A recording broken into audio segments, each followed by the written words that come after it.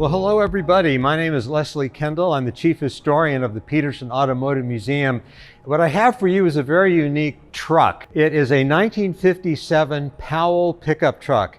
Now, Powell was only in business for a couple of years, but they made quite an impact on Southern California, and a lot of these ended up staying right close to home. Powell pickup trucks were made on discarded 1941 Plymouth chassis, complete with 1941 Plymouth engines, and then repurposed by the Powell brothers out of Compton.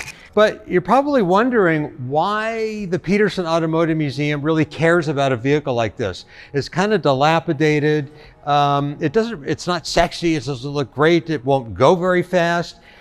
This is the very last Powell ever built, and it represents kind of the end of an era, maybe the beginning of another one, because the Powell brothers found out they just couldn't make it after this, that the Detroit was getting too good at styling pickups, but still the Powell represents an extremely important era in the history of automobile manufacturing in Los Angeles. Meanwhile, we want to do right by this car. It's the very last Powell built. We want to restore it to its original luster. We want it to be an accurate representation of its type, looking just like it did when it rolled off the assembly line, the last Powell ever built in 1957.